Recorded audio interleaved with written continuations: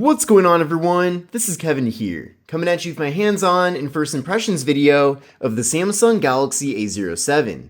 So without further ado, let's get started.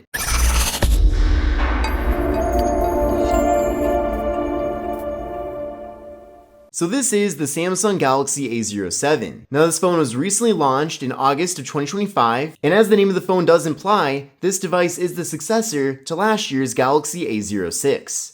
Now going from the A06 to the A07 is more of an evolution rather than a complete redesign, but I will be comparing those two devices in depth in a future video here in the channel, so definitely stay tuned for that content. Now the Galaxy A07 and the other phones in this specific series are Samsung's lowest end smartphones, so this device is very bare bones with very limited features. That being said though, there still is a lot offered here, and I actually think this phone is a very good value, especially if you can get it for a really good price. One of the cool things about Samsung is that they do offer so many different smartphones at so many different price points, so there really is something for everybody.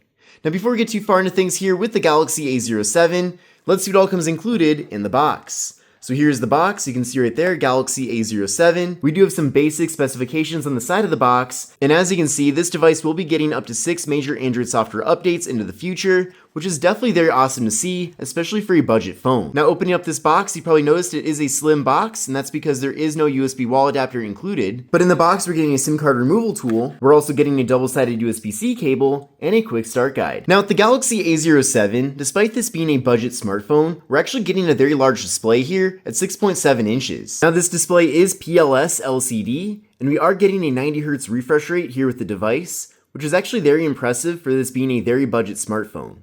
Now compared to other phones like the Galaxy A17 5G, which I recently covered here on the channel, that phone does have a Super AMOLED display, and certainly with this PLS LCD panel, you'll definitely notice that it's not as good. So the colors aren't as good, viewing angles aren't fantastic either. However, I will say for this being a very low-end smartphone, I do feel like we are still getting a very nice display. Now this display is 720p, which typically is something that I definitely would not want to see with any smartphone.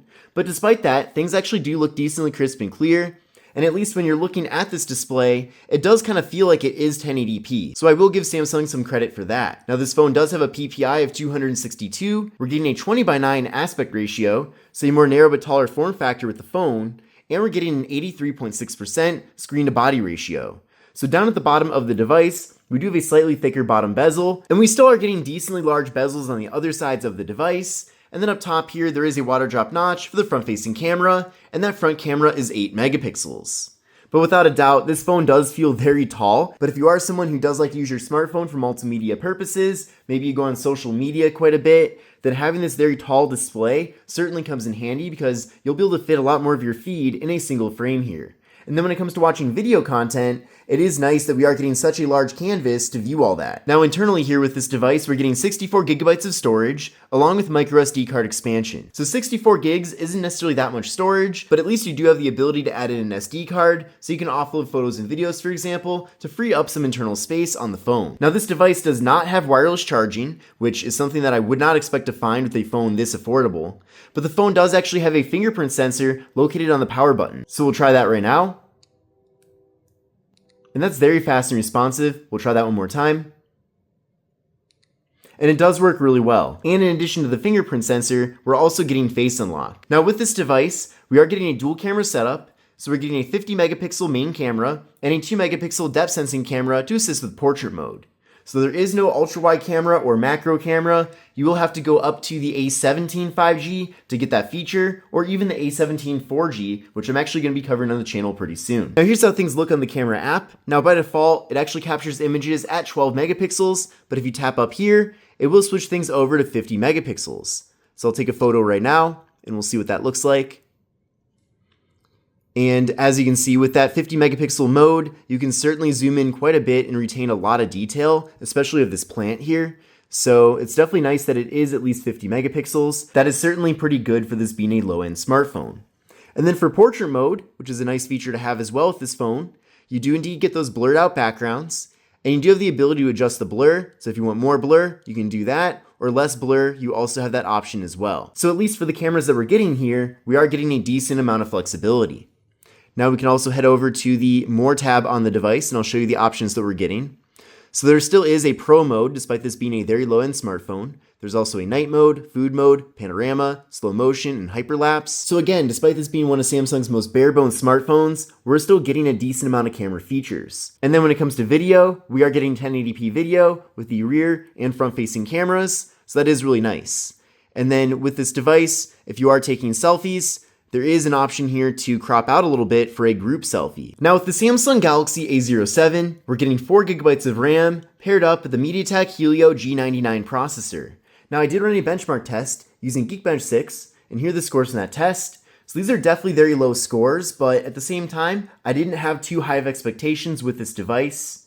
And the good thing is that even though this is a low-end phone, it still does run pretty smoothly. It doesn't run necessarily as fast as other low-end phones that I've covered just because it is so low-end. This device makes most budget phones feel high-end, so that really is how low-end this phone really is. This phone is limited to 4G LTE, so there is no support with this device for 5G networks. So you will have to go for something a bit more premium if you want that feature. So this phone might be good for people as a backup phone or maybe a temporary phone, but long-term you probably will be pretty frustrated with this device just because it is so slow. Now on a more positive note, we're getting a very large 5,000 mAh internal battery along with 25 watt fast charging. So the fact that you can recharge this phone as fast as the iPhone Air is a really nice thing to see. And then with this device out of the box, we are getting One UI 7 with Android 15. So One UI 8 is out at the moment, so I have no idea when it's going to be getting that update. Now, Samsung did, as I showed you before, pledge that this phone will be getting major Android software updates, but this phone will probably be a very low priority for them. And I feel like with this phone being launched in August of 2025, they should have just put One UI 8 on this device instead of One UI 7. But I suppose they've probably been working on this phone for a while and it's been in development for a bit. And considering that the A06 from last year launched with One UI 6, they probably just want to have things synced up there. Also with this phone, there is no NFC, so that's disappointing if you like to use your phone for tap and pay, but the phone does have an IP54 dust and water resistance rating, so it can handle at least some water splashes. Now on the right side of the phone, as I showed you, there is the fingerprint sensor. We also have volume up and down. On the left side of the phone, we have the slot for the SIM card and micro SD card. Up top here, we have the noise canceling microphone. And then on the bottom of the device, we have the speaker, USB-C port for charging and data transfer, we have the microphone, and then this phone does have a 3.5mm headphone jack. So it's definitely cool to see that we are getting brand new smartphones in 2025 with a headphone jack. I know that's a feature that some people still use, so that might be a feature that is helpful to you. Then on the back of the phone, we have the camera module, flash, Samsung logo, and that's pretty much it. Now this phone looks really cool in the back. I really like this kind of wavy look that it has. It's a bunch of lines basically, and based on the angle that you're looking at the phone, it does look a little bit different. It does, however, pick up a lot of fingerprints, which you probably noticed, so that is disappointing, but I do love the really cool look this phone has. It's kind of interesting that the cheaper phones tend to have the more interesting designs on them compared to the high-end phones. So I'm not sure why that is, but I certainly have no complaints with the look of the Galaxy A07. But this concludes my hands-on and first impressions video of the Samsung Galaxy A07. I hope you enjoyed this video, and if you did, definitely give it a thumbs up. But this is Kevin here, and I'll see you in the next one. Take care and have a great rest of your day.